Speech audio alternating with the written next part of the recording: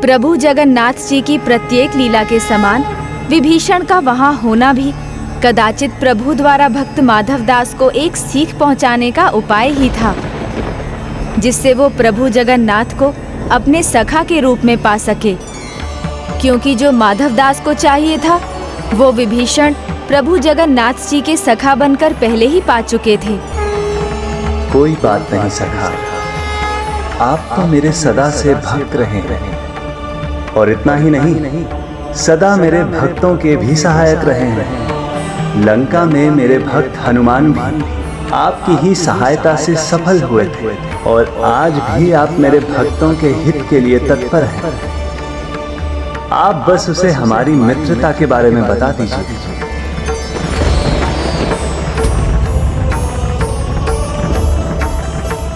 प्रभु, ये तो आपकी कृपा है जो मुझ जैसे राक्षस को आप अपना सखा मानते हैं। आपका प्रत्येक शब्द मेरे लिए आदेश है प्रभु। मैं आपके भक्त का अवश्य ध्यान रखूंगा।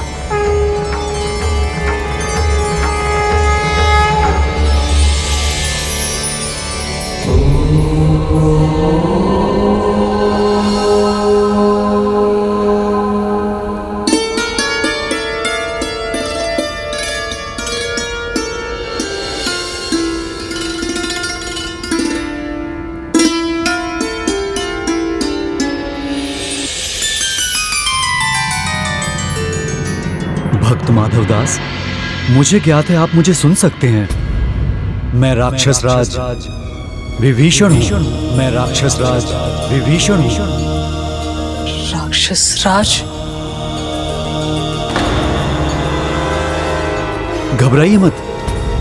मैं राक्षस राज रावण का अनुज हूं, किंतु वो मेरा भूत था। वर्तमान में तो बस मैं प्रभु श्री राम का भक्त हूं और सदा बना रहूंगा। उन्हीं की कृपा से मैं राक्षस राज और दीर्घायु बना हूं और आज कलयुग में भी प्रभु श्री राम की भक्ति कर पा रहा हूं। राक्षस राज विभीषण की, राक्षस राज विभीषण की, राक्षस राज विभीषण की, राक्षस राज विभीषण की।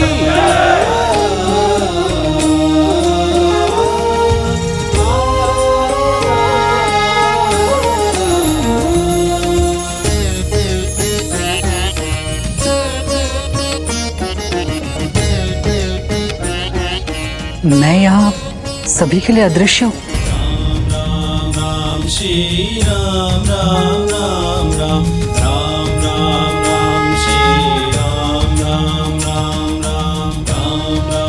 धन्यवाद प्रभु।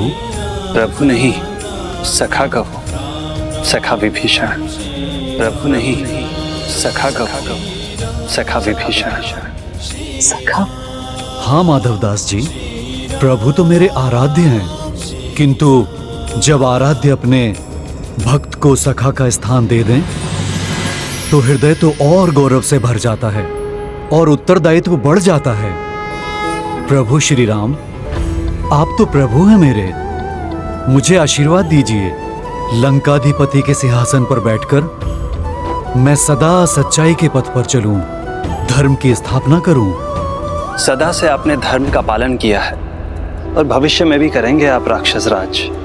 सभी राक्षसों के लिए आप उदाहरण बनेंगे और जो भी धर्म का पालन करेगा कालांत तक उसके सहायक बनेंगे आप। मैं आपको चिरंजीवी भाव का आशीर्वाद देता हूँ सखा। मैं आपको चिरंजीवी भाव का आशीर्वाद देता हूँ सखा। प्रभु ने जो आशीष दिया उसी कारण त्रेता से कलयुग तक मैं जीवित रहा, किंतु वो समय मेरे लिए सबसे कठिन था जब मैंने सुना प्रभु श्री राम जल समाधि लेने वाले हैं। मुझे लगा उनके दर्शन की आस में ही मेरे जीवन की श्वास है। वही मिट जाएगी तो चिरंजीवी होने का वरदान कहीं मेरे लिए अभिशाप ना बन जाए। इसीलिए मैं उनसे भेंट करने गया। प्रभु, आपको विदा लेना ही था तो मुझे चिरंजीवी का वरदान क्यों दिया आपने? ये जानकर कि आप अपने इस रूप में धरती पर नहीं रहेंगे, जैसे आपके बिना प्राण निकल रहे हैं प्रभु। मैं आपके बिना जीवित कैसे रह सकूंगा? भक्त के प्राण तो उसके भगवान में रहते हैं ना प्रभु। तो आपके बिना मेरे जीवन का क्या लाभ? दुखी मत होइए सखा विभीषण। सखा है ना आप मेरे, तो मैं भला अपने सखा को अकेला छोड़ के कैसे जा सकता हूँ। सखा तो एक दूसरे के हृदय में रहते हैं। सखा तो एक दूसरे के हृदय में रहते हैं। सत्य है प्रभु, आप सदा मेरे हृदय में रहेंगे, किंतु मेरा हृदय तो सदा आपके दर्शन का प्यासा रहता है। सागर से गहरी दरस की प्यास बुझाऊं कैसे। हे जगत के नाथ, आपको बिसराऊं कैसे। समय समय पर मैं आपके दर्शन करने चला आता था प्रभु, किंतु जब आप चले जाएंगे तो यह कैसे संभव होगा। प्रभु, आपकी कृपा से राक्षसों का उद्धार तो हो ही चुका है, तो अब मेरे जीवन का उद्देश्य पूर्ण हो चुका है। आप मुझे भी अपने साथ ले चलिए। आपका कार्य अभी कहाँ संपन्न हुआ। आपको तो अभी बहुत कुछ करना शेष है सखा। आपको तो अभी बहुत कुछ करना शेष है सखा। सखा, मेरे दर्शन पाने की आपकी ये आस द्वापर और कलयुग में भी पूर्ण होगी। द्वापर युग में मैं अपने पूर्ण अवतार कृष्ण रूप में आऊंगा, और कलयुग में मैं अपने भक्तों के लिए 4 प्रमुख धामों में से एक जगन्नाथपुरी धाम में स्थित रहूंगा। जगन्नाथपुरी धाम में स्थित रहूंगा। मेरे जो भी भक्त मेरे इस पावन धाम की यात्रा करेंगे, आपका दायित्व उनकी सहायता करना होगा। और जगन्नाथपुरी लौकिक धाम तो कलयुग में ही स्थापित होगा। इसीलिए अभी आपके जीवन के प्रयोजन का अंत नहीं हुआ है सखा विभीषण।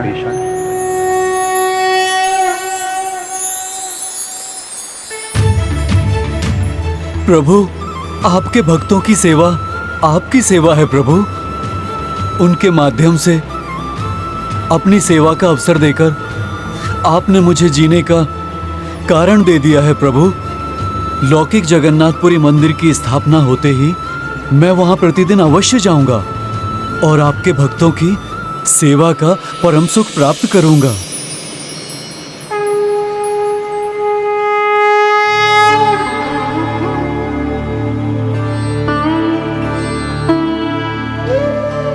सखा का स्थान चरणों में नहीं, सखा के अंक में होता है।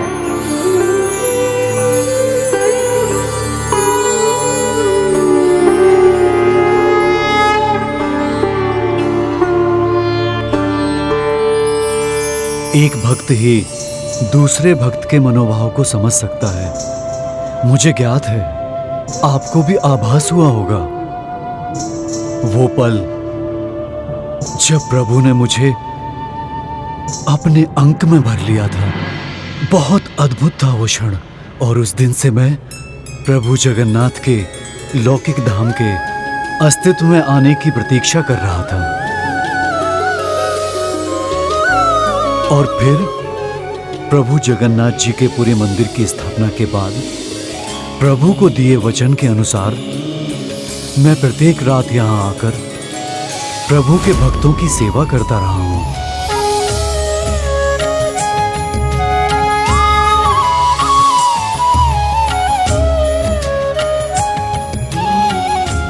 प्रभु के भक्तों की सेवा करने में जो आनंद आता है वो किसी और काज में नहीं आता। सत्य तो ये है कि आज स्वयं प्रभु ने मुझे स्मरण कर अपने भक्त की सहायता करने का आदेश दिया है। ये भगवान का भक्त ही नहीं, तुम्हारी भांति बहुत ही विलक्षण भक्त है।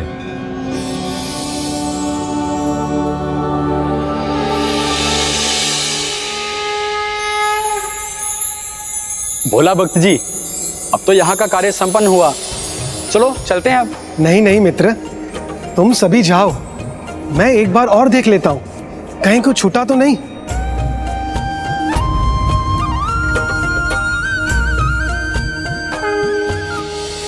अरे एक पुष्प ही तो है वहां, उससे क्या होता है भोला भक्त। चलो, अगर मुख्य पुजारी जी आ गए तो उलाहना देंगे कि हम प्रभु के काम में इतना देरी लगा रहे हैं। उलाहना सह लूंगा मैं, किंतु प्रभु के कार्य में कोई भी कमी नहीं छोड़ूंगा मैं। और एक मुरझाया हुआ पुष्प भी तो प्रभु को कष्ट दे सकता है ना।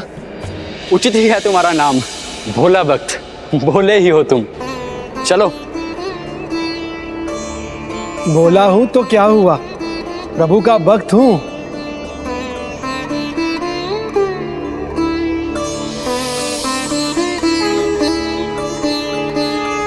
आप बुरा मत माने प्रभु, मेरा उपवास कर इन सभी का मनोरंजन हो जाता है। आप चिंता मत कीजिए प्रभु, आपके मंदिर की स्वच्छता में मैं तनिक भी कोई कमी नहीं रहने दूंगा। और वैसे भी मुझे तो बस आपके कार्यों में ही आनंद आता है। पिताजी,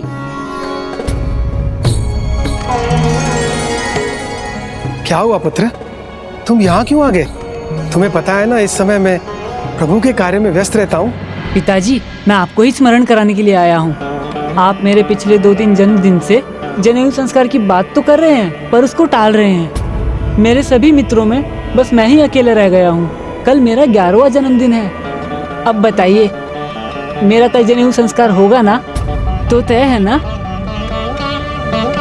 हाँ, तय है, तुम्हारा जनेऊ संस्कार अवश्य होगा। गणेश जी, ये जनेऊ संस्कार क्या होता है? यज्ञोपवीत अर्थात जनेऊ संस्कार सनातन धर्म का प्रतीक है। ओम यज्ञोपवीतम परमं पवित्रम प्रजापते यत्र सहजम पुरस्तात् आयुष्यम अग्र्यम प्रतिमुंच शुभ्रम यज्ञोपवीतम बलमस्तु तेजः। कच्चे धागे से बने जनेऊ में 3 सूत्र होते हैं और प्रत्येक सूत्र में 3-3 तार होते हैं। इस प्रकार कुल 9 तार होते हैं। ये 3 सूत्र ब्रह्मा, विष्णु और महेश के साथ देवगण, ऋषिगण और पितृगण के प्रतीक हैं। जनेऊ सतो, तमो और रजो को नियंत्रण में रखता है। इसे बाएं कंधे पर धारण किया जाता है। इसे धारण करने से उदर रोग, मूत्र इंद्रिय रोग, रक्तचाप, हृदय के रोगों सहित अन्य संक्रामक रोगों से बचाव होता है। पिताजी, आपने जगन्नाथ जी के सामने कहा है, तो इस बार टालने का कोई भी उपाय मत ढूंढना। मैं अपने मित्रों को कहने जा रहा हूँ। पुत्र,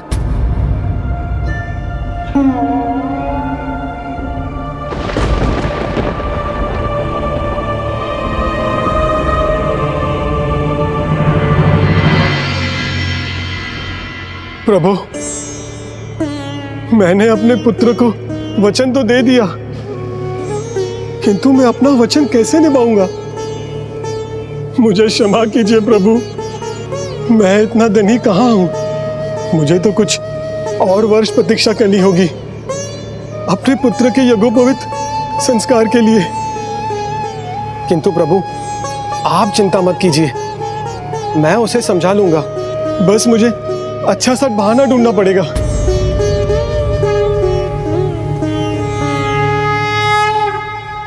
इस बार तुम्हें कोई बहाना ढूंढने की आवश्यकता नहीं होगी भोला।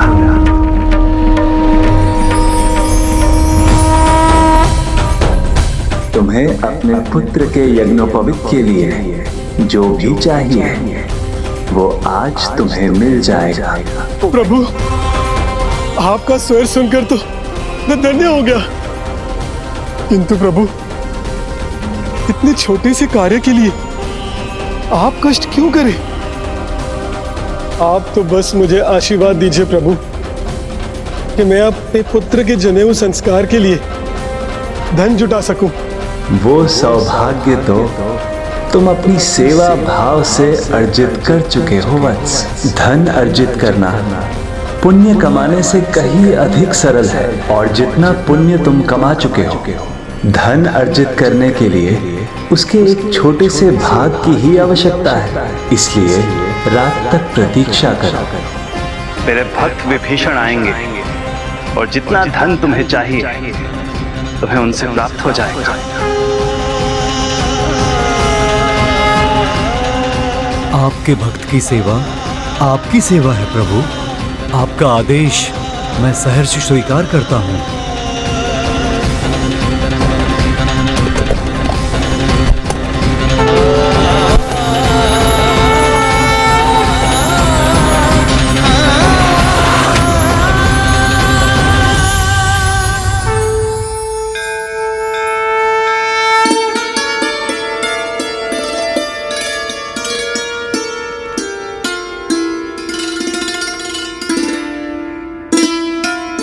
क्या हुआ? रात भर भी विश्राम नहीं करोगे क्या?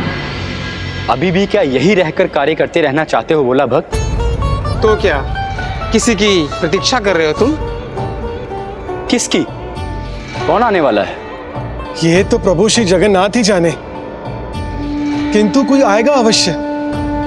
प्रभु ने कहा है कि मेरे पुत्र के जनेऊ संस्कार में सहायता के लिए कोई अवश्य आएगा। क्या कहा? प्रभु ने कहा था? वास्तव में भोले हो या भोलेपन का स्वांग करते हो?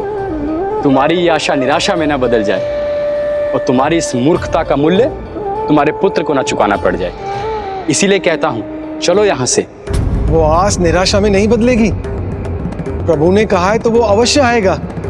वो भेजेंगे, अवश्य भेजेंगे। अच्छा, उचित है।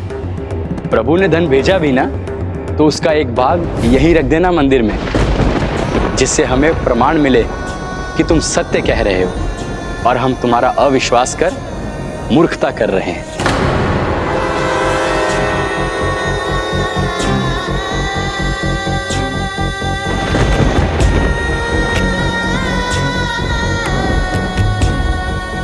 प्रभु, मैं सभी की ओर से आपसे क्षमा मांगता हूं। ये मुझे भोला भक्त कह के पुकारते हैं, किंतु भोले तो स्वयं यही हैं जो विश्वास ही नहीं कर पा रहे हैं कि आप मेरे लिए सहायता भेजने वाले हैं, क्योंकि मैंने उस योग्यता की अर्जित की है। भोला भक्त, तुम वास्तव में प्रभु कृपा के योग्य हो। ये कौन है?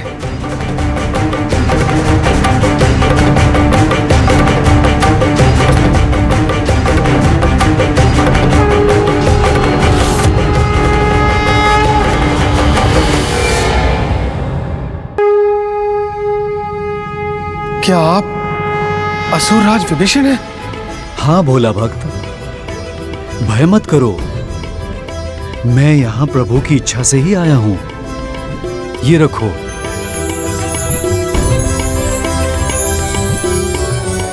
इसकी तुम्हें आवश्यकता है। नहीं नहीं, मुझे धन नहीं चाहिए। मुझे तो सिर्फ प्रभु के आशीर्वाद और उसकी सेवा की चाह है। किंतु हाँ, ये अवश्य है कि मेरे पुत्र के जनेऊ संस्कार की व्यवस्था में ये सहायक बनेगा। तो इसे लेने में संकोच मत करो। ये खरा शुद्ध स्वर्ण है। यज्ञोपवीत के लिए पर्याप्त होगा। ये ले लो। ये प्रभु की इच्छा है।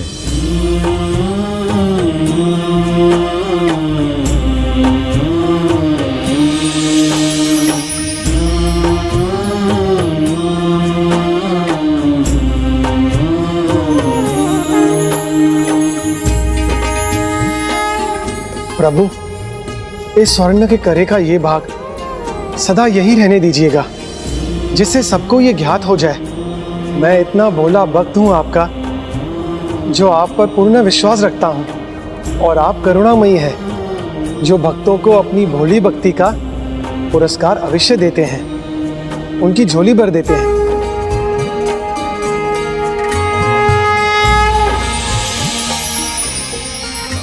विभीषण जी, यह इस बात का प्रमाण होगा कि प्रभु के संकेत पे आप यहाँ आए थे और प्रभु के भोले भक्त की सहायता कर रहे हैं। इस प्रकार प्रभु के आदेश और उनके आशीर्वाद से मैं प्रभु के उन भक्तों की सहायता करने का प्रयास कर रहा हूं जो धर्म पथ का पालन कर रहे हैं। और आज जब मैं लौटने वाला था तो तुम्हें देखा और मुझे लगा कि तुम प्रभु के विलक्षण भक्त हो।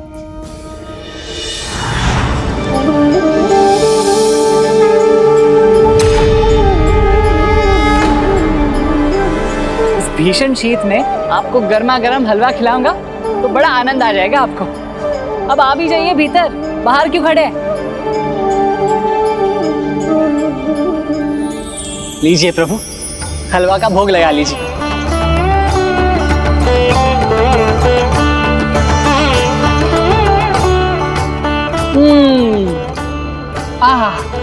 आनंद आ गया। इतनी भीषण शीत में गरम गरम हलवा खाने का आनंद ही कुछ और। प्रभु, आप और कितने बार कहलवाएंगे मुझसे? भीतर चरण रख ही दीजिए।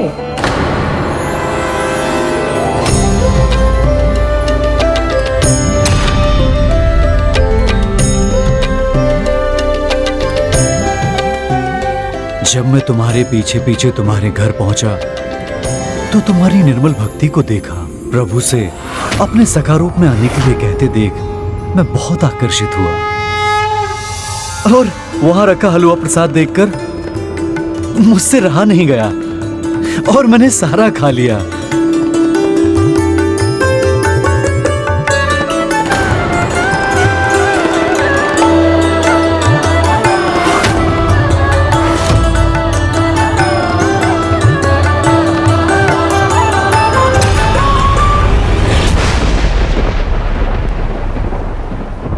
मैं तुम्हारी दृष्टि से बचकर निकल तो गया था, किंतु फिर जब मैंने ये देखने के लिए भीतर झांका कि मेरे हलवा खाने से तुम क्रोधित तो नहीं हुए, तब तुम्हारी दृष्टि मुझ पर पड़ी और तुम मेरा पीछा करने लगे। पूरे आप तब तुम मेरा पीछा करते करते यहां पहुंच गए और मैं छिप गया, किंतु फिर मैंने सुना तुम तो प्रभु को उलाहना दे रहे हो कि हलवा खा भी गए और फिर दर्शन भी नहीं दिए। तब मुझे सामने आना पड़ा जिससे तुम्हें सत्य ज्ञात हो सके, किंतु मैं तुम्हें भयभीत नहीं करना चाहता था।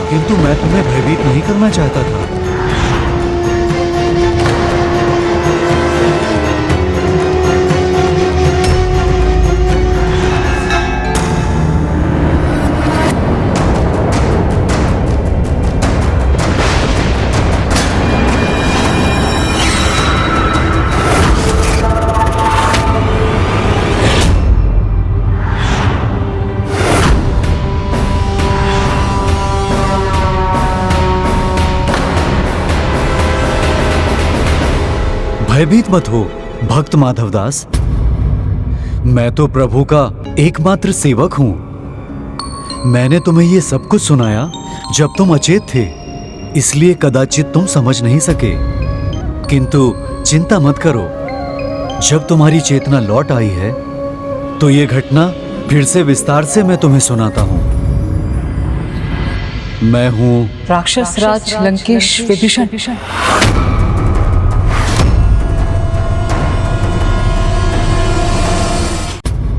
लगता है तुमने सुन लिया। सुना ही नहीं, मुझे तो लगा जैसे मैंने सब कुछ अपनी आंखों से देख लिया। तब तो अवश्य ही प्रभु की ये लीला है। अपने भक्तों के लिए प्रभु कुछ भी करने को तत्पर रहते हैं। किंतु प्रभु जगन्नाथ जी तो आपको अपना सखा मानते हैं।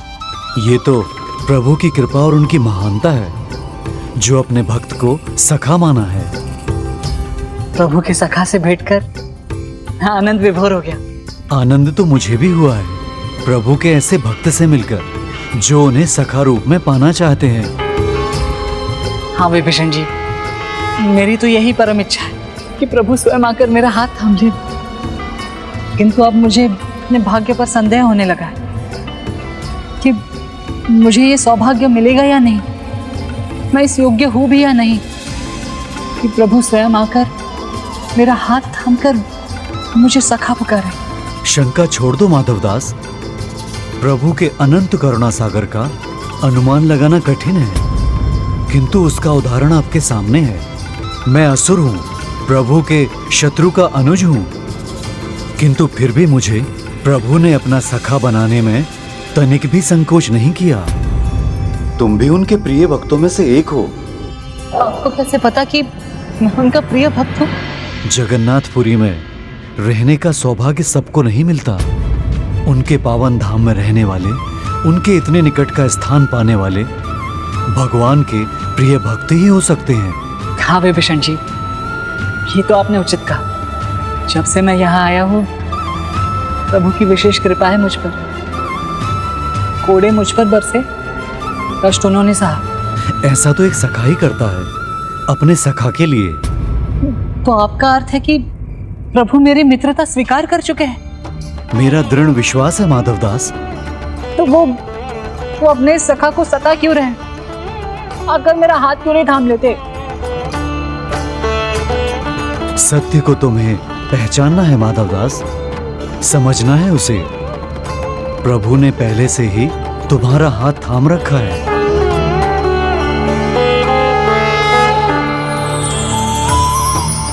हाँ, ये तो सत्य है, किंतु मेरी तो यही इच्छा है कि प्रभु स्वयं आकर मेरा हाथ थाम ले, मेरे ऐसे सखा बने जो सदा मेरे साथ चल सके, जो मुझे रोक टोक सके, अधिकार से कुछ भी कह सके, मैं जहां भी जाऊं मुझे उनका साथ मिले, मार्गदर्शन मिले, एक सच्चे सखा की भांति, बिना राग, बिना द्वेष, हम एक साथ भोजन का आनंद ले, मेरे हर एक सुख दुख में वो मेरे पास रहे और मैं हूं मेरे हर एक सुख दुख में वो मेरे पास रहे।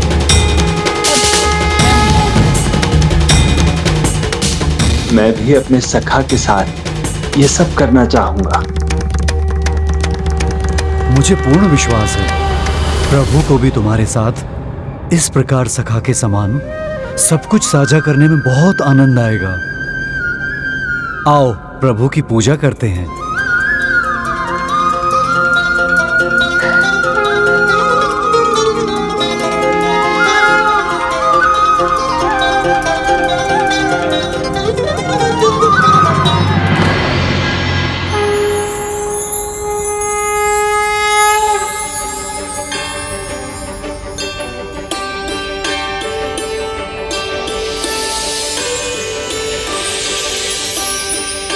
प्रभु श्री जगन्नाथ जी की जय।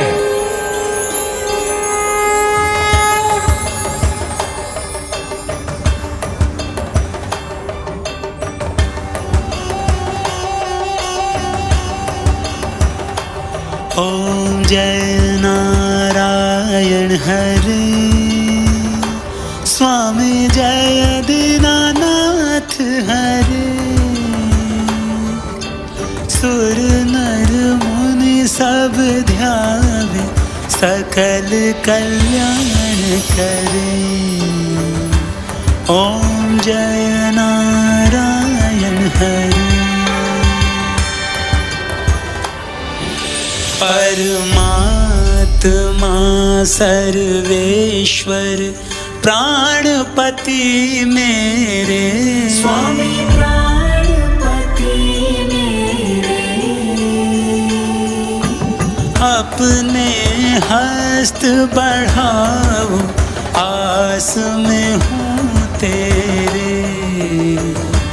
ओम जय नारायण हरे।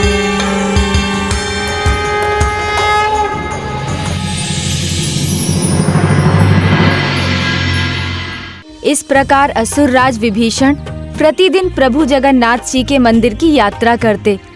उन्होंने तो प्रभु के लिए एक स्तुति भी रची, जिसे विभीषण वंदना कहा जाता है, और जो अब प्रभु के जगन्नाथ मंदिर की परंपरा का अभिन्न अंग है और सदा रहेगा। किंतु भक्त माधवदास का क्या हुआ अचानक?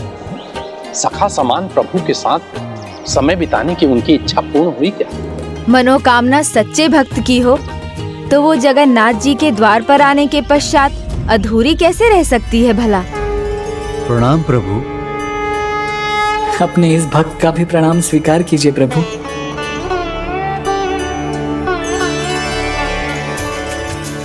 विभीषण जी, आपको अनेकों धन्यवाद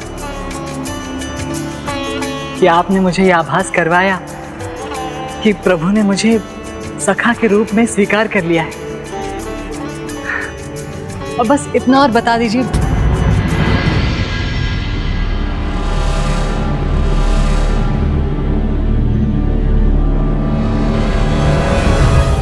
लगता है विभीषण जी चले गए। अब लगता है कि मेरे इस प्रश्न का उत्तर भी आपसे ही मिलेगा प्रभु। अब आप ही बताइए, मैं करूं तो क्या करूं, ये जानकर कि आपने मुझे अपना सखा मान लिया है। मुझसे रहा नहीं जा रहा प्रभु, मैं व्याकुल हूं आपके दर्शन पाने को। एक पल भी आपसे दूर जाने का मन नहीं कर रहा, और यदि कहीं गया भी तो भी मेरे पाँव लौटकर वापस आपके सामने ही आ जाएंगे। इसलिए प्रभु, जब तक आप आकर मेरा हाथ नहीं थाम लेते, मुझे यहाँ अपने सामने बैठने की अनुमति दीजिए। आप चिंता मत कीजिए, पूरा समय लीजिए आप। मैं बस यही बैठा रहूंगा आपके चरणों के सामने।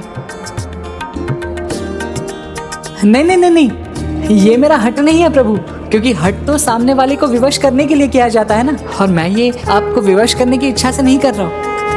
मैं तो आपको प्रसन्न करना चाहता हूँ, इसलिए इस बार हट नहीं, व्रत करूंगा, क्योंकि आपने कहा था कि भक्ति भावी वास्तविक पूजा है और व्रत भी। तो मेरे इस भक्ति भाव को स्वीकार कर लीजिए ना प्रभु, और फिर यदि आपको लगता है कि मैं योग्य हूँ, आकर मेरा हाथ थाम लीजिए। मुझे और कुछ नहीं चाहिए प्रभु, मुझे तो केवल आपकी मित्रता चाहिए सखा, मुझे तो केवल आपकी मित्रता चाहिए सखा। यामस्तो व्यस्वपिते हरो कमलजो हन्तुं मधुं कैटभम्।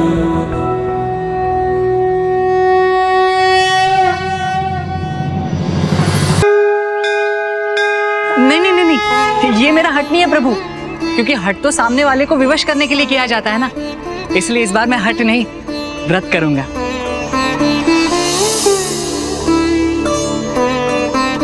कान्हा, तुम्हारा ये भक्त माधवदास कहीं पुनः उसी रूप में तो वापस नहीं आ जाएगा ना, जैसे हट करके मंदिर के बाहर भूखा प्यासा बैठ गया था? नहीं दाऊ, चाहता तो ये अब भी वही है जो तब चाहता था, किंतु अब ये वो हठी माधवदास नहीं रहा।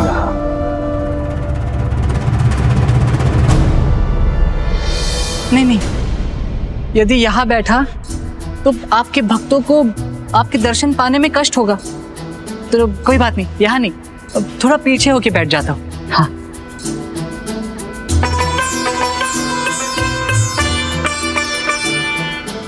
यहाँ भी बैठना उचित नहीं होगा, मंदिर के बीचों बीच आने वाले भक्तों का ध्यान भटकेगा।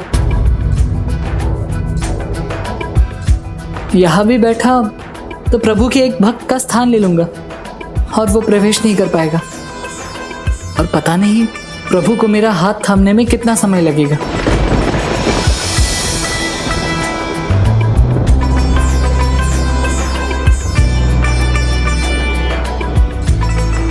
मैं एक कार्य करता हूँ प्रभु, मैं बाहर जाकर आपकी प्रतीक्षा करता हूँ। चिंता मत कीजिए, मैं आपके नाम का स्मरण करूंगा, जिससे आपको भी ये ज्ञात हो जाएगा कि मैं अभी भी आपकी प्रतीक्षा में हूं।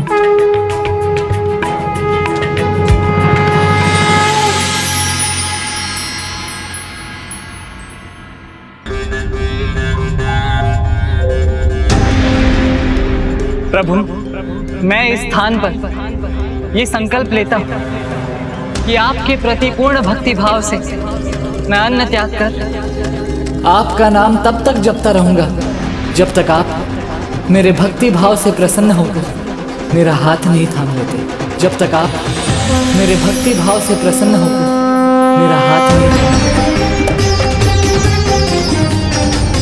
प्रभु जगन्नाथ जी की जय, प्रभु श्री जगन्नाथ जी की जय, प्रभु जगन्नाथ जी की जय, प्रभु जगन्नाथ जी की जय, प्रभु जगन्नाथ जी की जय, प्रभु श्री जगन्नाथ जी की जय। ये अब पुराने माधवदास नहीं हैं। प्रभु हाँ महाराज, जगन्नाथ जी की जय। हठी माधवदास अब ज्ञानी माधवदास बन चुके हैं। पुजारी जी, शीतकाल आ चुका है, मैं प्रभु जगन्नाथ जी के लिए कुछ कंबल लाया हूँ। आइए महाराज। चलिए। प्रभु जगन्नाथ जी की जय, प्रभु जगन्नाथ जी की जय, प्रभु जगन्नाथ जी की जय, प्रभु श्री जगन्नाथ जी की जय। प्रभु जगन्नाथ जी की जय।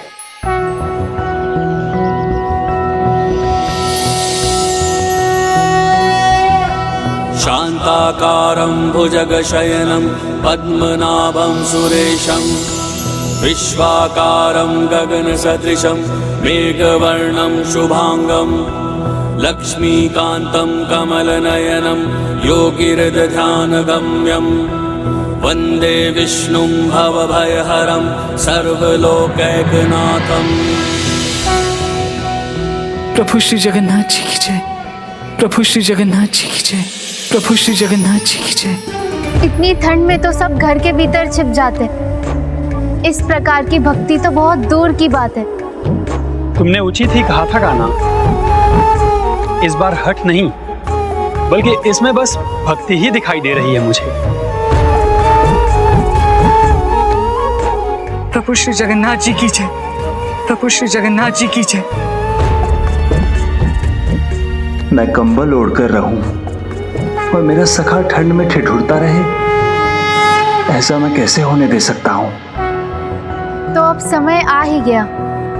आपत्काले संप्राप्ते ये मित्रम मित्रमेव नारायणाय नारायणाय सकल स्थिति कारणाय नारायणाय भवभीति निवारणाय नारायणाय प्रभवाय नमो नमस्ते।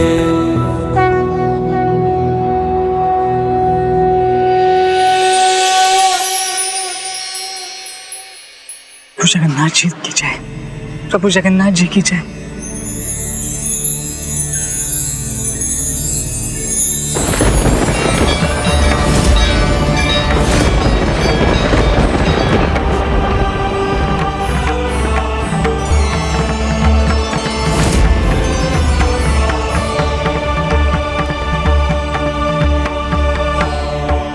कान्हा के कहने का तात्पर्य है कि समय आने पर जो मित्र साथ दे वही सच्चा मित्र होता है।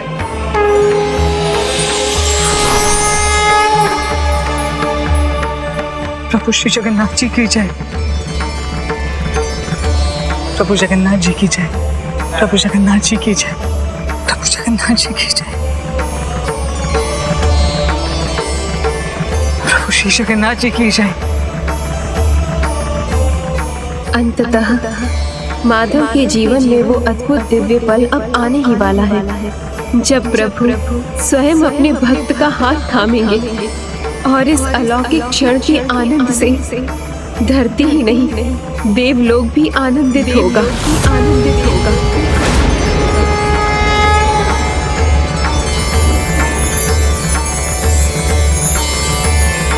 प्रभु जगन्नाथ जी की जय। प्रभु जगन्नाथ।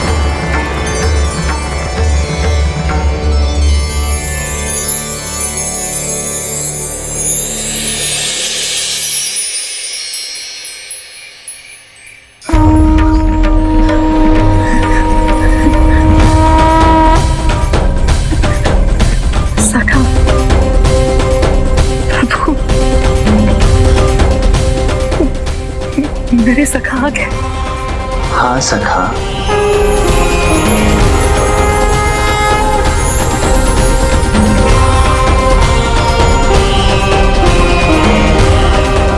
प्रभु आ गए। विश्वास नहीं होता।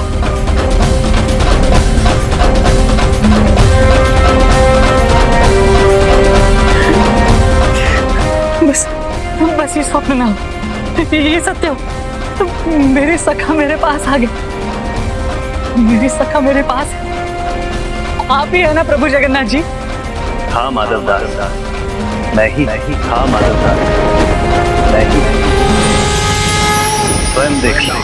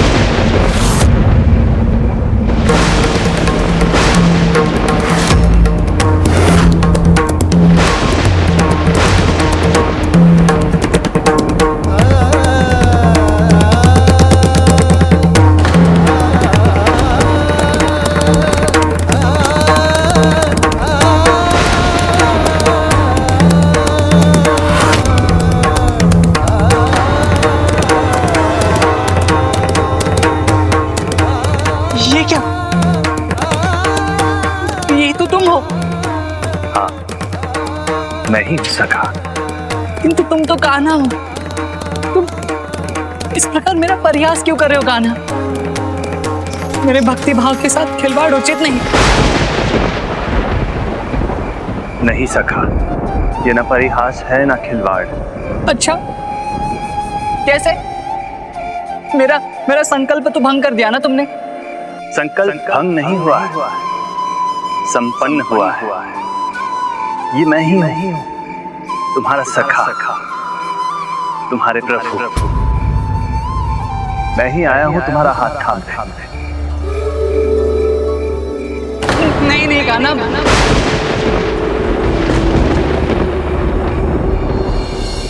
तुम मुझे ठंड से बचाना चाहते हो, मैं समझता हूँ। तो मैं प्रभु जगन्नाथ जी की भक्ति किसी भी अवस्था में करूंगा और प्रतीक्षा करूंगा।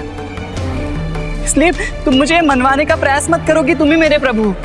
किंतु मैं तुम्हें और प्रतीक्षा नहीं करवाना चाहता सखा। मैं ही हूँ तुम्हारा प्रभु, तुम्हारा सखा। बस भी करो कान्हा।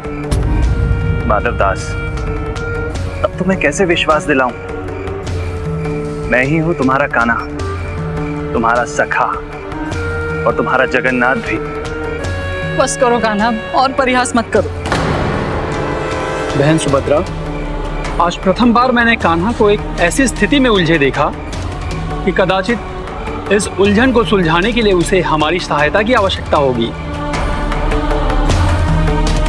ध्यान से देखो मुझे, पहचानो मुझे।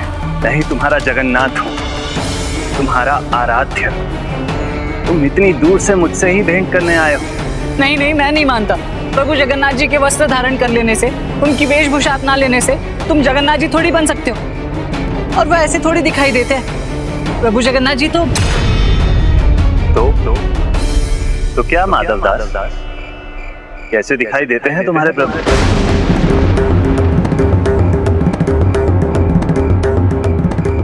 प्रभु जगन्नाथ जी तो कहो, संकोच मत करो। कैसे बताओ? उनके दर्शन कहाँ प्राप्त हुए मुझे?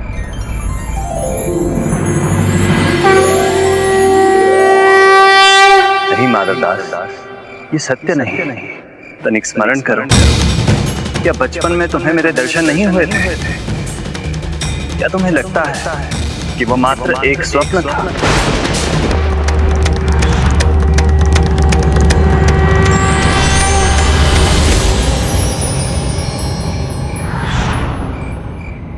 अपने अंतर मन की आंखें खोलो, पहचानो मुझे माधव दास। नहीं, मुझे भ्रमित कर रहे हो कान्हा। मुझे अकेला छोड़ दो। मैंने तो तुम्हें आज तक कभी अकेला नहीं छोड़ा सका। तुम्हारे पिता का देहांत हुआ तो तुम्हारी माता के रूप में मैंने ही तुम्हारा हाथ थामा।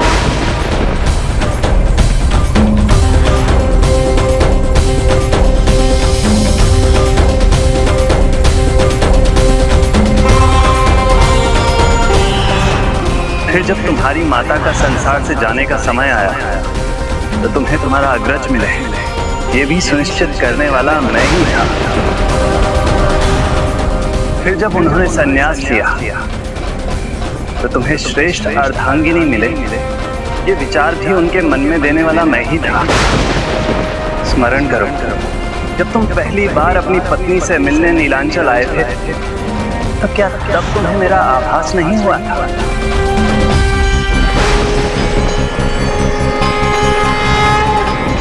फिर स्त्री संगीत, जब तुम वहां पाए गए थे तो मैंने ही तुम्हारी पत्नी को प्रेरित किया था, तुम्हें भविष्य के लिए सजग करने के लिए।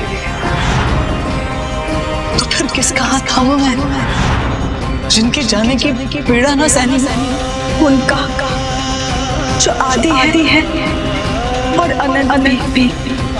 कौन है वो? और कौन? जग के नाथ श्री जगन्नाथ जी।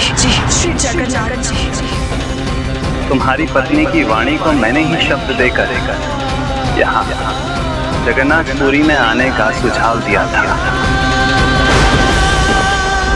तब भी मैंने तुम्हारा साथ नहीं छोड़ा सका।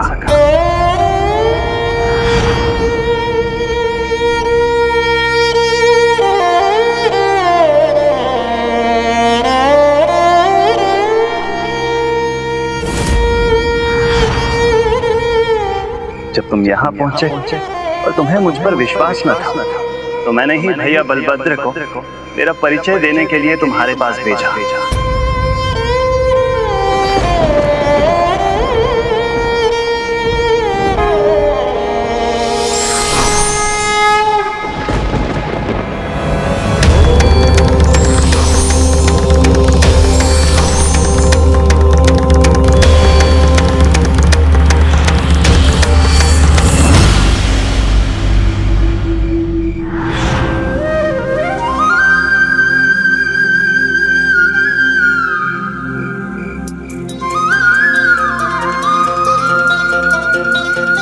हाँ माधवदास, कान्हा के कहने पर ही मैंने तुम्हें जगन्नाथ मंदिर की महिमा का वर्णन सुनाया था। हाँ भैया।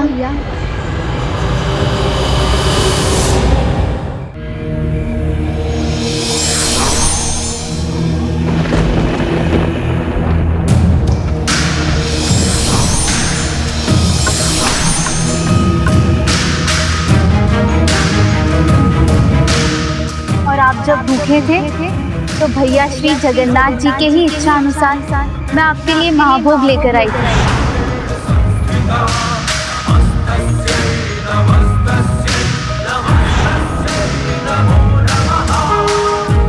और जो माता मेरे साथ थी वो और कोई नहीं, साक्षात देवी लक्ष्मी जी थी।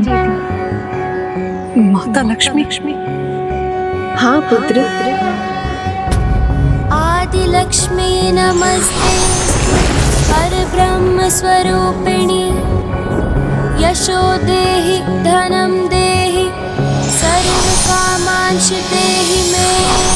आदि लक्ष्मी नमस्तेस्तु परब्रह्म स्वरूपिणी। मैं ही रुक्मिणी हूँ, मैं ही लक्ष्मी हूँ, और जो तुम्हारे सामने खड़े हैं वो तुम्हारे प्रभु जगन्नाथ जी हैं। क्या तुम्हें अब भी मुझ पर विश्वास नहीं है माधवदास?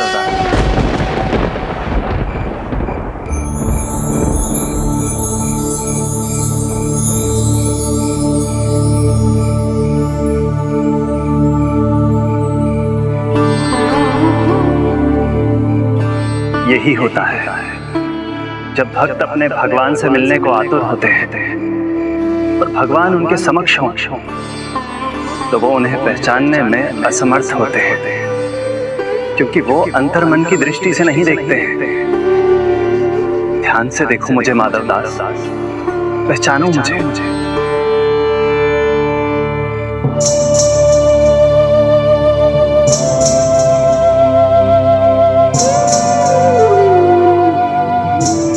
अब एक ही उपाय है, सुनो माधवदास, इधर देखो। मैं केवल तुम्हारा जगन्नाथ ही नहीं, विभीषण और तुलसीदास का श्री राम भी हूँ। विभीषण और तुलसीदास का श्री राम भी हूँ।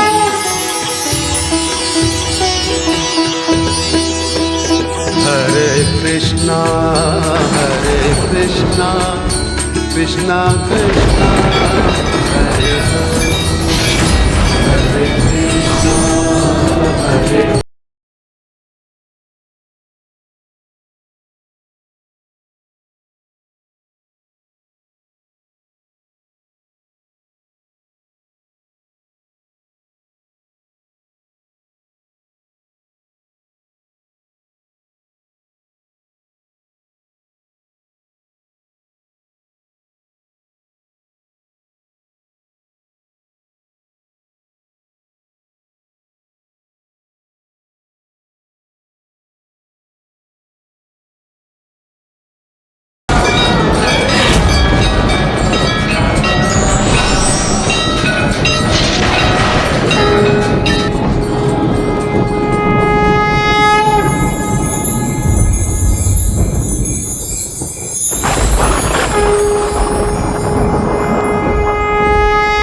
मैं ही संपूर्ण जगत का नाथ, जयम जगन्नाथ भी। मैं ही संपूर्ण जगत का नाथ, जयम जगन्नाथ भी।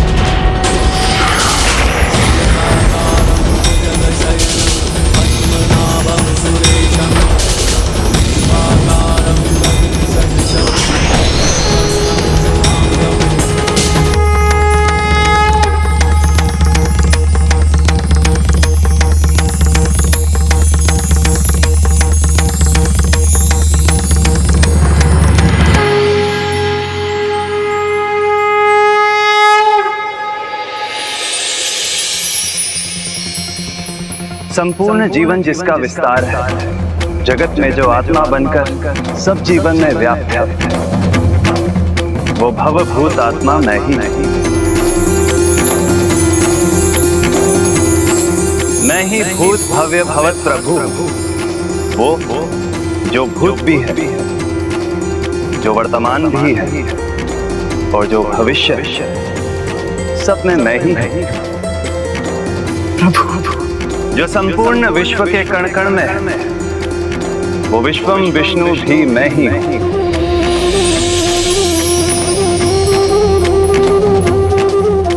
मैं तो आपको तभी पहचान गया था जब आपने मुझे मेरे बचपन के स्वप्न का स्मरण करवाया था, किंतु कुछ कह नहीं पाया।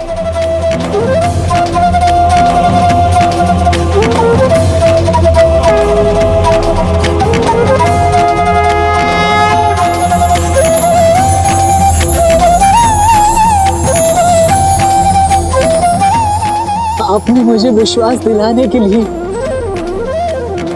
आपके विश्व रूप के दर्शन का सौभाग्य दिया मुझे।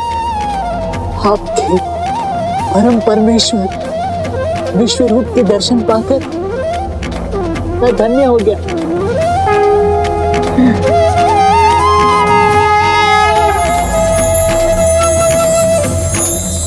किंतु प्रभु, मैंने तो आपसे एक ही आशा रखी थी, इतना ही चाहता था कि आप सखा रूप में आकर मेरा हाथ थाम लें। ऐसे सखा जो कभी मेरा साथ ना छोड़े।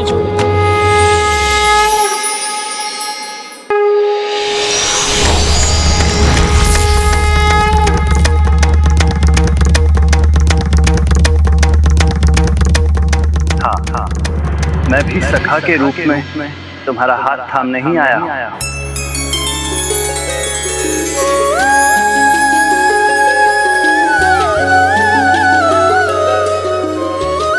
सखा का स्थान चरणों में नहीं, हृदय में होता है।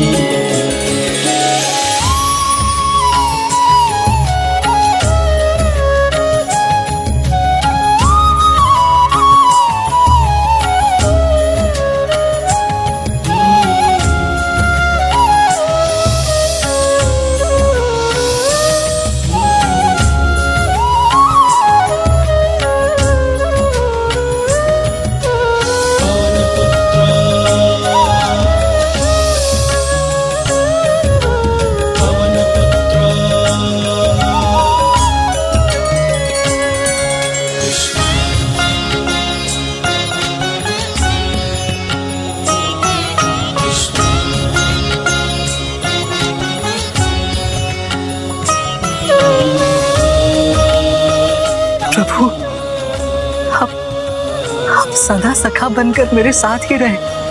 जब मैं कष्ट में था तो वो कष्ट आपने अपने ऊपर ले लिया, या मेरी सहायता के लिए किसी को भेज दिया, और अब सबके सामने मुझे अपने अंक में ले लिया। किंतु अब तक आपने मेरा हाथ नहीं थामा है। विचित्र भक्त है ये, इसके भगवान ने इस पर इतनी कृपा की, फिर भी ये संतुष्ट नहीं। हे कृपा निधान, अपनी कृपा से जीवन भर दीजिए मेरा, थाम लीजिए मेरा हाथ। जिस पल की मैं इतने समय से प्रतीक्षा करता आ रहा हूं, वो मुझे प्रदान कर दीजिए प्रभु। थाम लीजिए मेरा हाथ।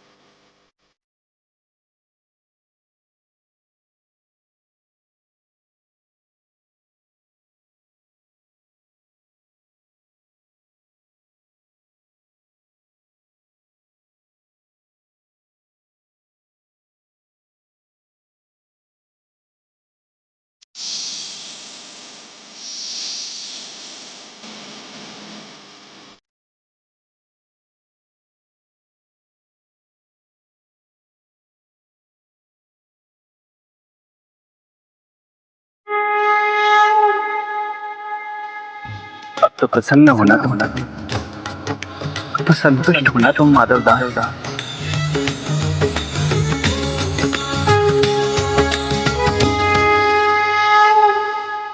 आज मेरी मनोकामना पूर्ण हो गई प्रभु। आपने मेरा हाथ थाम लिया।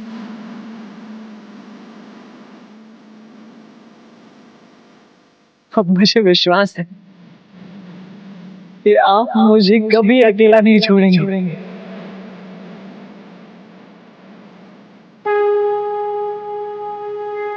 इस प्रकार अंततः माधव दास को उसके सखा का साथ मिल ही गया। अद्भुत। उचित कहा आपने। ऐसी अद्भुत ही होती है भक्ति की शक्ति, जिससे भगवान संरक्षक बनते हैं, गुरु बनते हैं और एक सखा रूप में अपने भक्त के लिए साक्षी भी बनते हैं। क्या भक्त और भगवान के भेंट के बाद उन दोनों के संबंधों में कोई बदलाव आया? भगवान ने भक्त को सखा बनाया था, तो समय के साथ इस मित्रता का रंग और गाढ़ा ही तो होना था। इस अद्भुत मित्रता का संबंध और घनिष्ठ होता गया और उस रात माधव दास ने अपने सखा से जो आशाएं की थी वो सब पूरी हुई। किंतु मेरी तो यही इच्छा है कि वो मेरे ऐसे सखा बने जो सदा मेरे साथ चल सके। क्या हुआ सखा, आज तुम इतनी ऊर्जा से भर गए हो। ऐसा लगता है तुम्हारे पाँव में पर लग गए हैं। जो मुझे रोक टोक सके, अधिकार से कुछ भी कह सके। किंतु सखा ये तो बताओ, तुमने अपनी इस पोटली में क्या रखा है? पोटली में अधिक कुछ नहीं, ये तो बस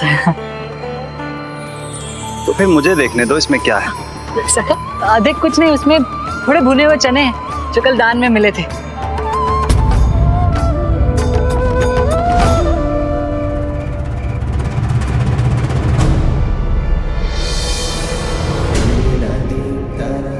तो अब ये चने मेरे हुए,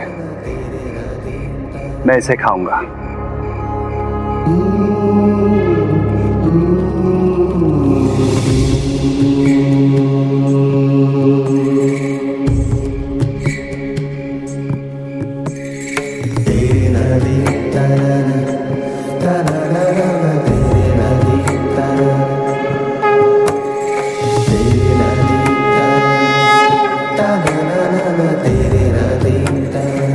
एक सच्चे सखा की भांति बिना राग, बिना द्वेष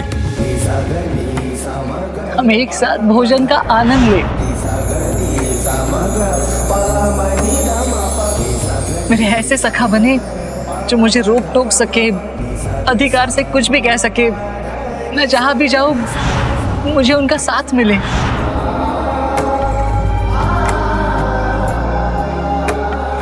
ये इच्छाएं तुम्हारी ही नहीं सखा, मेरी भी थी। मित्र और चित्र में यदि प्रेम और विश्वास का रंग हो तो वो सुंदर बन ही जाते हैं।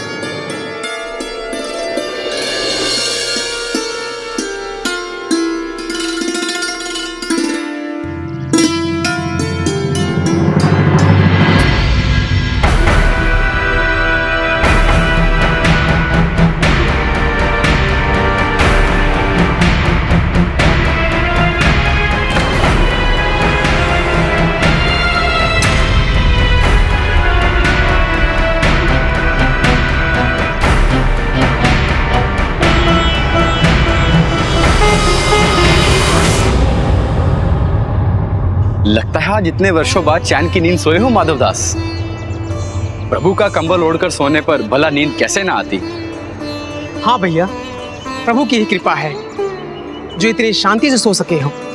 किंतु प्रभु का कंबल लेना उचित है क्या?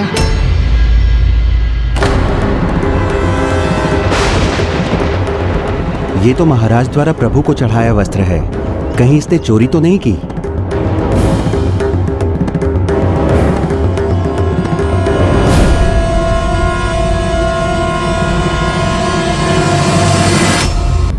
लगता है आज इतने वर्षों बाद चैन की नींद सोए हो माधवदास।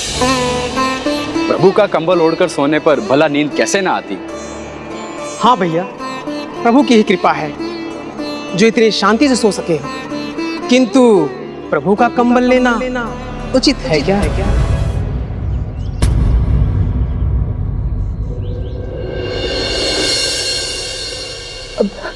देखिए, मेरा विश्वास कीजिए।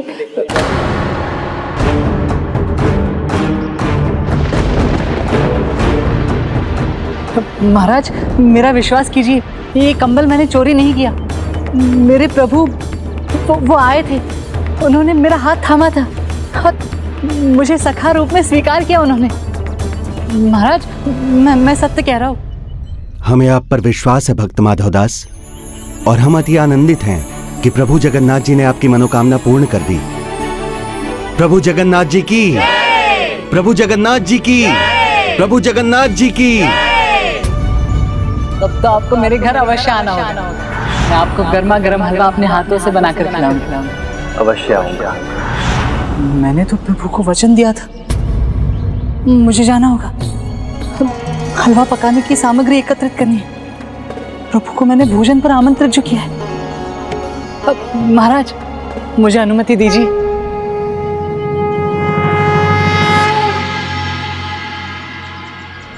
माधव दास के उत्साह की तो कोई सीमा ही ना थी।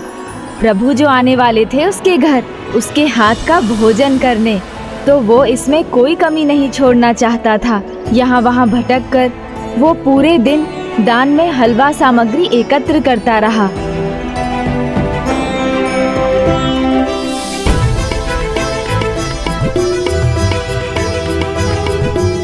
मौसी, प्रणाम मौसी जी। प्रभु के लिए हलवा प्रसाद पकाने के लिए दान दीजिए। क्या हुआ पुत्र, आज बड़े उत्साहित और प्रसन्न दिखाई दे रहे हैं? उत्साह और प्रसन्नता का विशेष कारण है मौसी। आज मैंने अपने सखा प्रभु जगन्नाथ जी को भोजन के लिए आमंत्रित जो किया है। अच्छा, तो प्रभु ने तुम्हारा हाथ थाम ही लिया। तो हलवा बनाने के लिए सूजी, घृत और गुड़ आदि तो मिल गया है। बस थोड़ा मेवा मिल जाता तो मेरा कार्य पूर्ण हो जाता। मेवा कहाँ है पुत्र मेरे पास? कुछ गुड़ चाहिए तो अवश्य दे सकती हूँ। उचित है मौसी।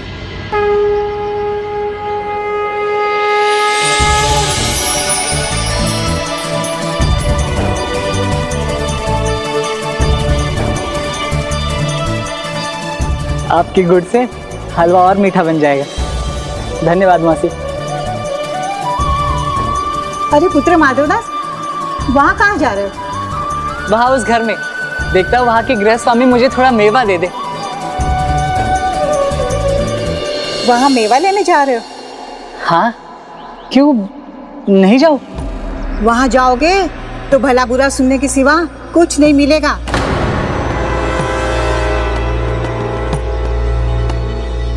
क्यों मौसी? वहाँ कौन रहता है जानते नहीं हो क्या? उर्मिला मौसी। उसकी कंजूसी तो सब जानते ही है। आज तक उसने अपने घर में से एक भी अन्न का दाना किसी को दिया नहीं है।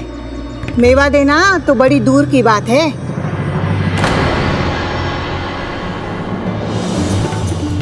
ये सारे पत्ते मेरे हैं, इसे मैं उड़कर जाने नहीं दूंगी। फल ले लो, फल फल फल वाला है, फल ले लो।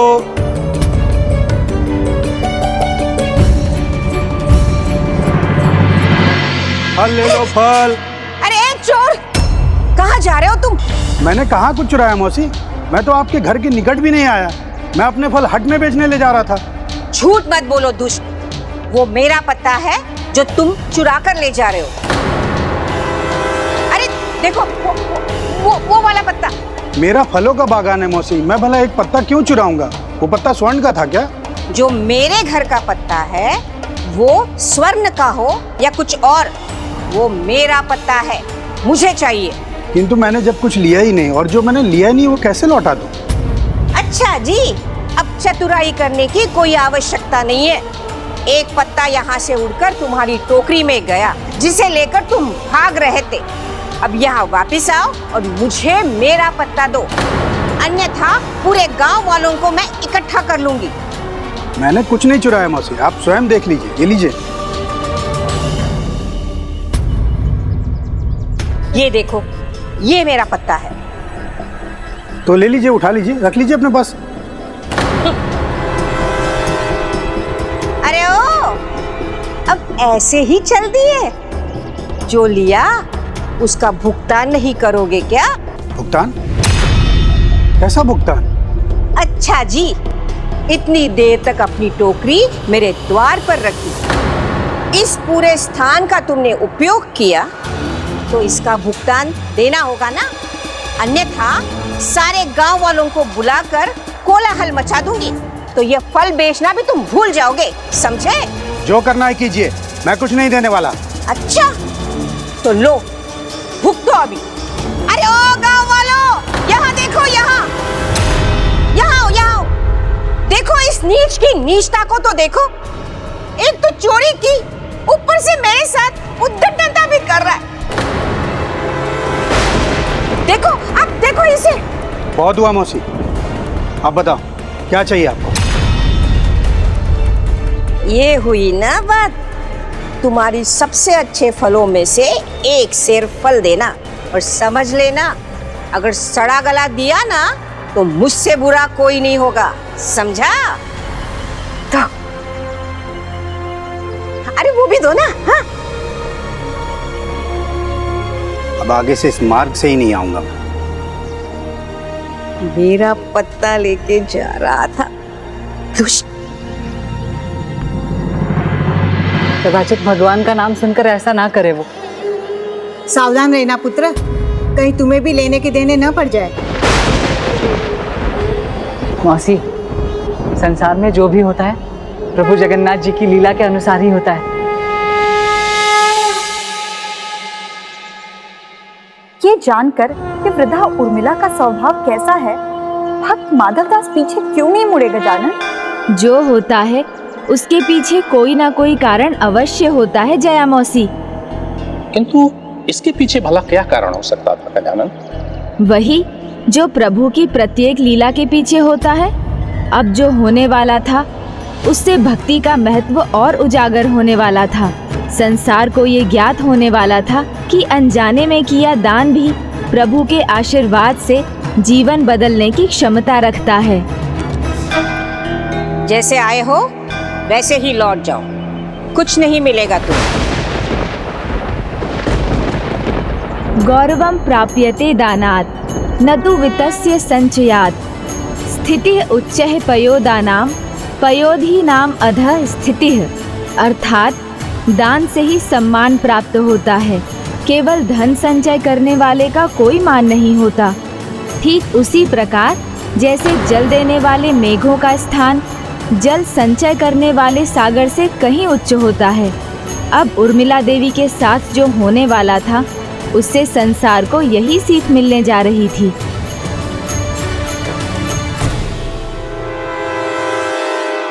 सुना नहीं तुमने? कुछ नहीं मिलेगा यहाँ पर, चले जाओ। भैया, कुछ मिलना तो दूर, कहीं कुछ गवा ना बैठो। देखने में भोले भाले लगते हो, पर इस वृद्धा के सामने नहीं टिक सकोगे। तुम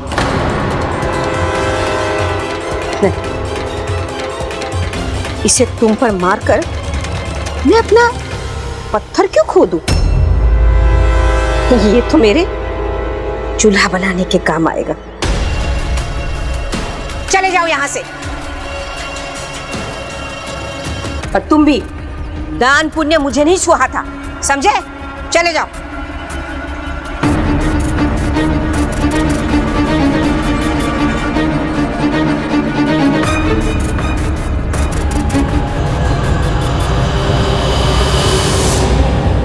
माता, पक्षी के जल पीने से नदी का पानी समाप्त नहीं होता, उसी प्रकार दान देने से धन घटता नहीं। और प्रभु जगन्नाथ जी पर विश्वास कर उनके नाम पर दिए गए दान के फल की आप कल्पना भी नहीं कर सकती। तुम किसका भी नाम लो, मैं तुम्हें एक दाना भी नहीं दूंगी। पर क्यों दूं? तुम्हारे भगवान ने मुझे क्या दिया है जो उनके लिए मैं कुछ करूं? अज्ञानता और मलिनता के घोर अंधकार में डूबी हुई है ये। और ये माधवदास, ये भी वहां पर क्यों रुका हुआ है जहां पर इसके प्रभु का इतना अपमान है? दाऊ, आपने उचित कहा। अज्ञान के अंधकार ने उसे घेर रखा, किंतु किसी को अंधकार से प्रकाश में लाना, मलिन को निर्मल बनाना ही धर्म है। और माधव अपना धर्म निभाएगा, इसलिए उसका वहां रहना व्यर्थ नहीं। माता उर्मिला, जिस मिट्टी और जल से आप ये चूल्हा लिप रही, ये प्रकृति का साधन हमें प्रभु ने ही तो दिए। ये अंबर, धरा, समुद्र, नक्षत्र, ग्रह, तारे, हमारी प्राण वायु, ये प्रकृति के सभी संसाधन हमें प्रभु ने ही तो दिए हैं। परिस्थिति अनुकूल हो या प्रतिकूल, दान अवश्य देना चाहिए, क्योंकि दाता भी प्रभु है और हरने वाले भी वही है। इसलिए निसंकोच दान दे दीजिए आप।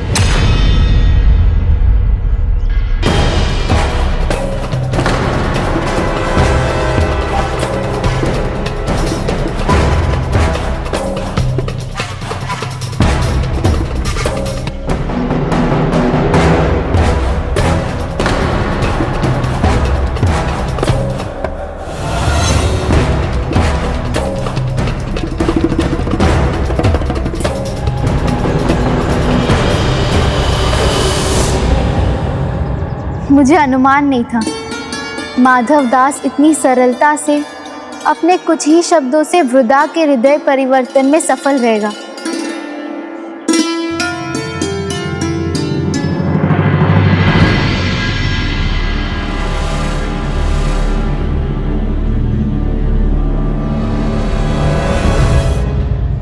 बस ये लो, यही बचा है मेरे पास। छोटी सी आयु में मैंने वैधव्य का दुख सहा है। किसी प्रकार का श्रम करके इस भूमि को मैंने अर्जित किया है। तुम्हारे प्रभु ने मेरे लिए कुछ भी नहीं किया। जब मुझे कोई दान में नहीं मिला तो मैं भला कुछ दान में क्यों दूं?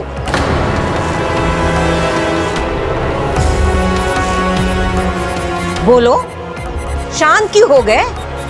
जवाब दो।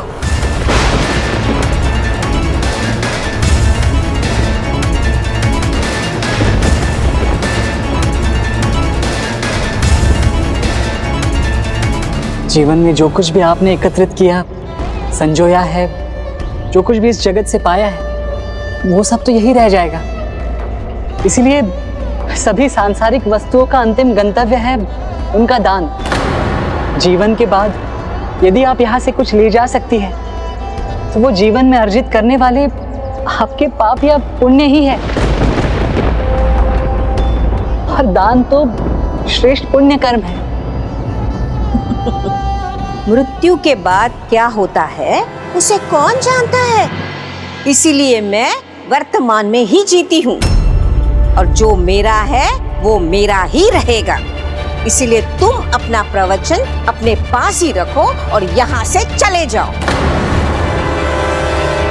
मैंने कहा था ना, जिसने भगवान के अस्तित्व को ही नकार दिया है वो भला क्या समझेगी।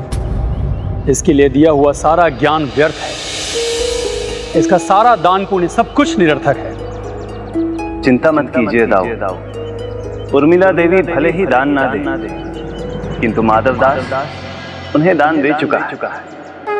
आत्मार्थ जीव लोकेस्मि न को न जीवति मानवा परम परोपकारार्थम यो जीवति स जीवति। इस संसार में अपने लिए तो सभी जीते हैं, किंतु जो परोपकार के लिए जीते हैं उन्हीं का जीवन सार्थक होता है। इसीलिए जीवन का परम सत्य यही है, जो दान न दिया जाए अंततः जीवन के अंत में उसे खोना ही पड़ता है। इसीलिए दान पुण्य करने से स्वयं को मत रोकिए। तुम तुम्हारा समय व्यर्थ कर रहे हो। वो ना समझेगी और ना कुछ दान देगी।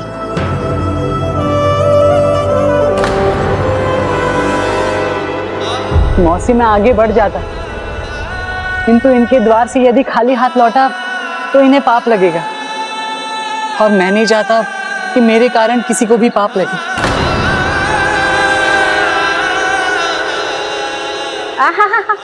तो तुमसे कुछ उधार लिया था मैंने, जो मुझे पाप लगेगा?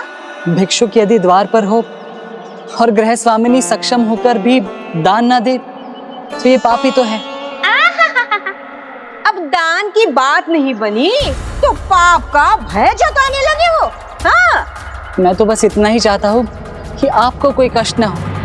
आपके भले के लिए ही तो कह रहा हूँ। आप जो भी देंगी मैं उसे प्रसन्नता से लेकर चला जाऊंगा। अच्छा, तो मैं जो दूंगी वो तुम प्रसन्नता से लोगे? हाँ।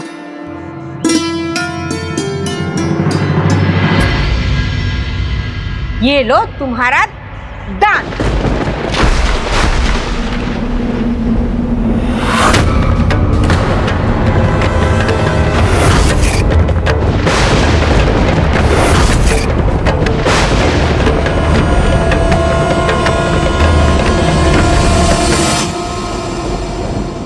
ऐसा अपमान तो असहनीय है। और इसने दान में क्या दिया? कीचड़ में सना हुआ वस्त्र।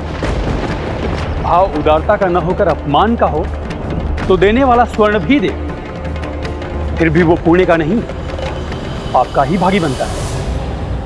आदेश काले यद्दानम पात्रे भृश्च दीयते असत्कृतमवज्ञातम तत्ताम समुदायहितम।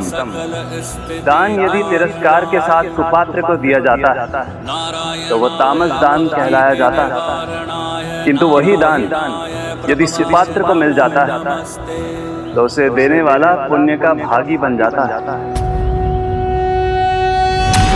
किंतु ऐसे अपमान को सहते रहना भी तो उचित नहीं। माधवदास को इसे कड़ा शाप देना चाहिए।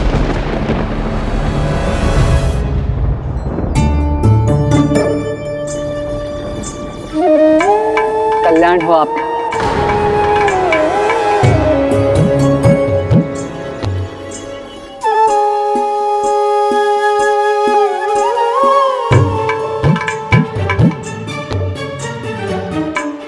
तुम्हारे भक्त, तुम्हारे सखा का घोर अपमान हुआ, फिर भी तुम प्रसन्न हो?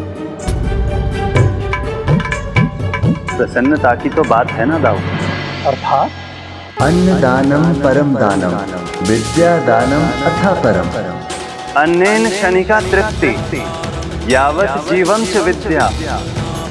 अन्न दान परम दान है, किंतु उससे भी अधिक महान है विद्या और ज्ञान का दान, जो जीवन को संतुष्टि से भर देता है।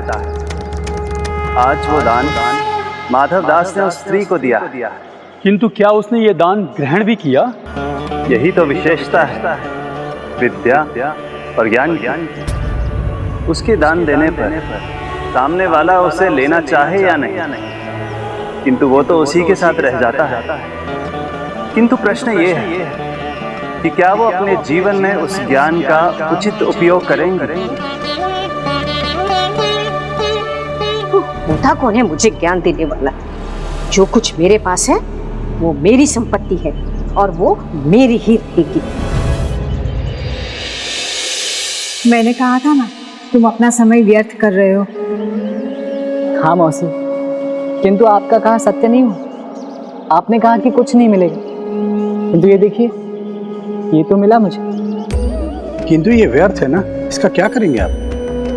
इस संसार में जो है उसका कोई ना कोई कारण है, सबका कुछ ना कुछ लाभ है। अच्छा, अब मुझे अनुमति दीजिए, मुझे जाना है। मैंने प्रभु जगन्नाथ जी को आमंत्रित जो किया है, अब बस किसी प्रकार थोड़ा मेवा जुटाना है। अब भगवान को ऐसे साधारण हलवा थोड़ी खिला सकता हूँ।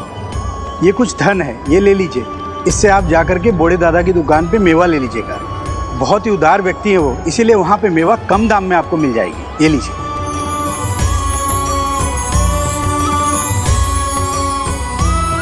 धन्यवाद।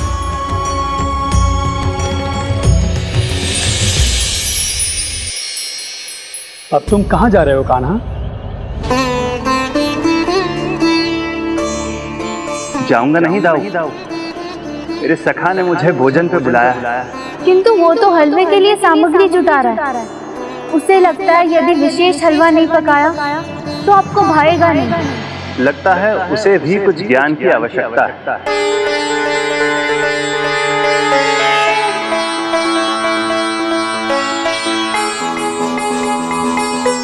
दादा, ये लीजिए, प्रभु जगन्नाथ जी के लिए हलवा बनाना है, तो थोड़ा मेवा चाहिए था।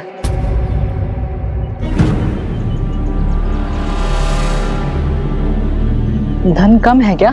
धन कम है तो क्या, प्रभु जगन्नाथ की कृपा से पर्याप्त है हमारे पास। कभी कोई कमी नहीं होने दी है प्रभु जगन्नाथ जी ने मुझे, तो मैं उनके हलवे में मेवा कैसे कम होने दूं?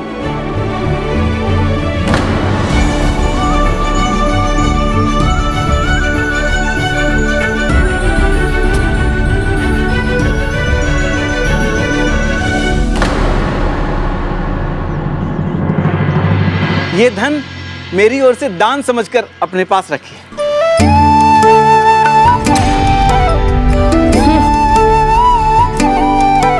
प्रभु की कृपा से धन तो कमा ही रहा हूं, तो अब थोड़ा धर्म भी कमा लूं। कल्याण हो। आपने कल्याण हो का आशीर्वाद देकर इस दान के लिए पुण्य का भागी बना दिया है मुझे। प्रभु के प्रति जिन्हें आस्था है वो अपने कर्तव्यों के प्रति भी सजग रहते हैं। आपने अपना कर्तव्य पूर्ण किया और मैंने अपना। कैसी मूर्खता है ये?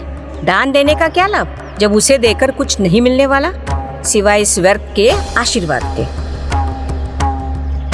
जय जगन्नाथ। जय जगन्नाथ।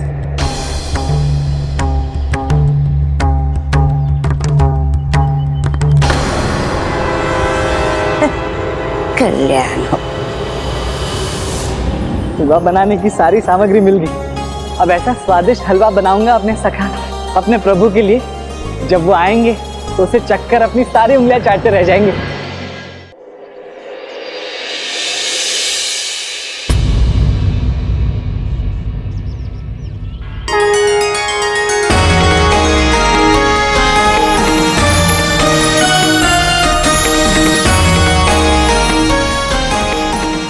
भगवान है, जगत के नाथ है, किंतु फिर भी कितने सरल है। मेरी कुटिया के सामने मेरी प्रतीक्षा कर रहे हैं प्रभु।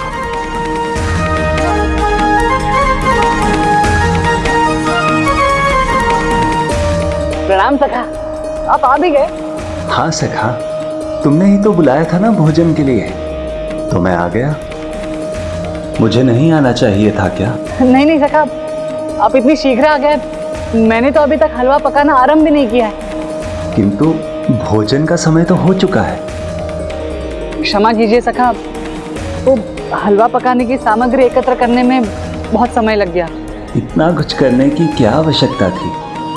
तुम जो भी पकाकर प्रेम से खिलाते, मैं तो उसी में आनंद ले लेता। नहीं नहीं सखा, ये कैसे संभव है?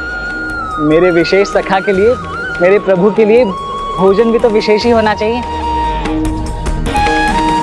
तभी तो आनंद आएगा ना आपको।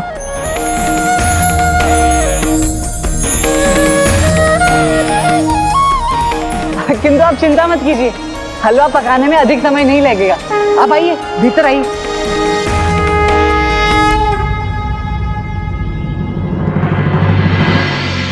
क्या हुआ सखा, आप वही क्यों खड़े? आइए ना। किंतु मेरा अभी कहीं और होना अनिवार्य है। अपने सखा को छोड़कर कहीं और जाना कैसे महत्वपूर्ण हो सकता है? नहीं सखा, तुम मेरे लिए अत्यंत महत्वपूर्ण हो, किंतु मेरे अन्य दायित्व भी तो हैं, उन्हें पूर्ण करना भी तो आवश्यक है। और भिन्न दायित्वों की तुलना करना उचित नहीं। और जब मंदिर की घंटियों के साथ महाभोग प्रस्तुत होने वाला हो, तो मेरा वहां होना आवश्यक है।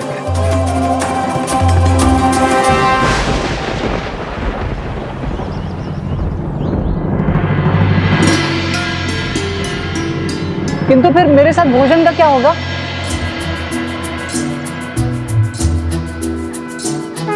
वो तो अब संध्या काल में ही संभव है।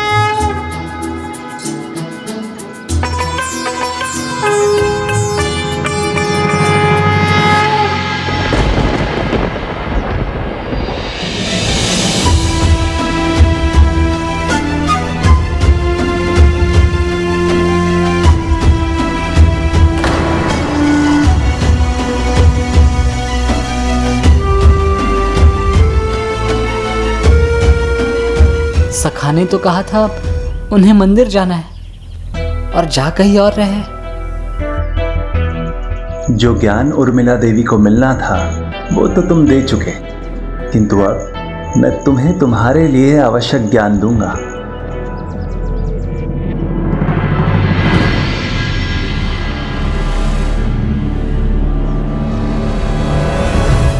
थोड़ी देर क्या होगी, मैं अपने सखा, अपने प्रभु के साथ भोजन करने के अवसर से वंचित रह गया। किंतु ये भी अच्छा ही हुआ, क्योंकि अब समय मिला है तो उनके लिए बहुत विशेष स्वादिष्ट भोजन पकाऊंगा, और समय मिला है तो ये कुटिया भी सज्जित कर लूंगा उनके आगमन के लिए। अब मेरे सखा विशेष है तो उनके लिए भी सब कुछ विशेष ही करना होगा।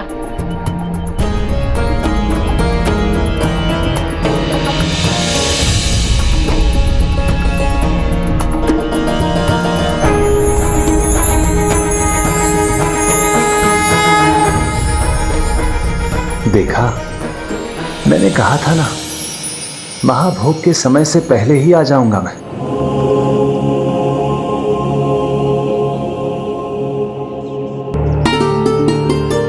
सखा को ये आसन बहुत भाएगा।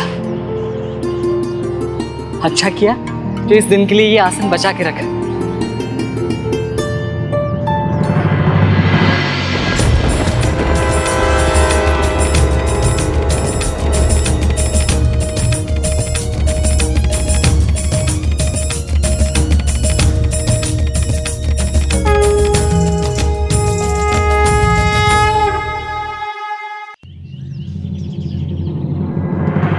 सभी पात्र चमका दूंगा सखा के लिए।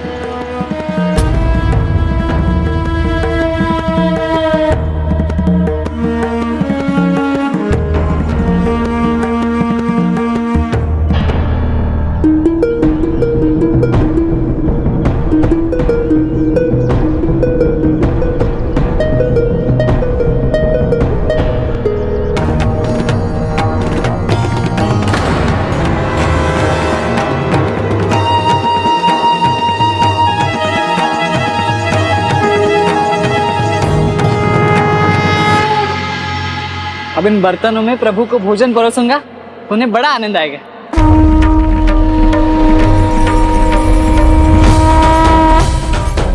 प्रभु भोजन करने आ रहे हैं तो केवल हलवा थोड़ी परोसूंगा उनके लिए। समय मिला है तो भांति भांति के व्यंजन पकाऊंगा मैं।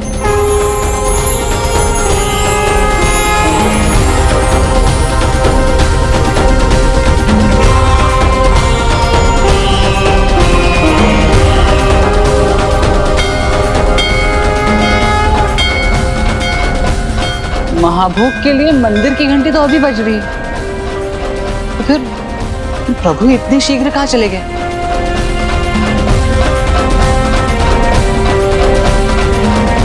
और मैं तो उन्हें हलवा पकाकर खिला ही सकता था ना।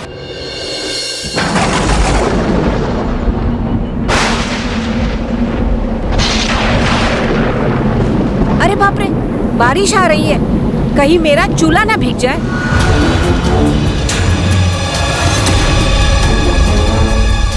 हे भगवान, मेरा पूरा चूल्हा नष्ट हो गया। इतनी मेहनत से मैंने इसे बनाया था।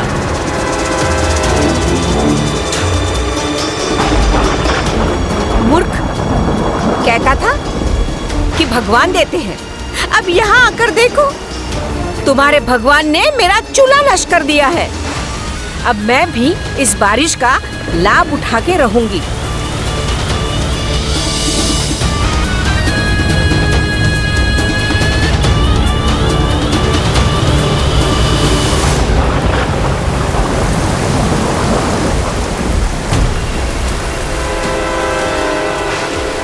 सभी पात्रों में मैं जल इकट्ठा करके ही रहूंगी।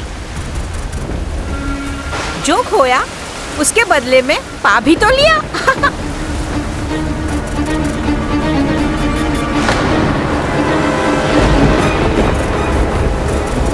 चूल्हा बनाने के लिए फिर एक पुराने वस्त्र का प्रयोग करना होगा। पता नहीं वो भिक्षु क्यों ले गया मेरा वस्त्र, उसके किस कार्य आएगा वो? इसका प्रयोग कहाँ करना है समझ गया मैं। संध्या भोजन के लिए प्रभु आ रहे हैं ना, मुझे तब दीपक चाहिए होंगे। अंधेरे में भोजन थोड़ी करेंगे सखा, तो इससे दीपकों की बाती बना लूंगा।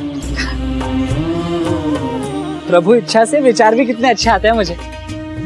अब इसे धोकर सुखा दूंगा सांझ तक तो सूख ही जाएगा ही।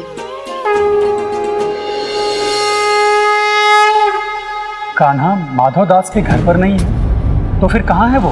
मैं तो यही हूँ दाऊ।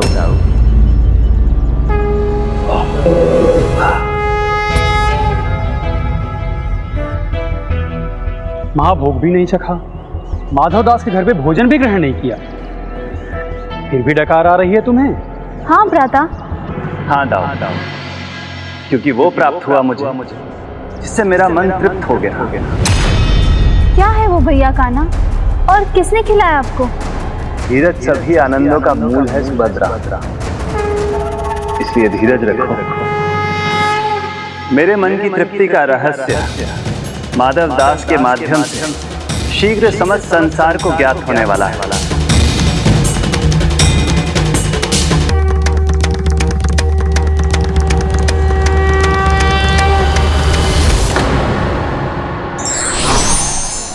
व्यक्ति को स्वयं पर विश्वास करना चाहिए, क्योंकि स्वयं पर किया गया विश्वास कभी टूटता नहीं।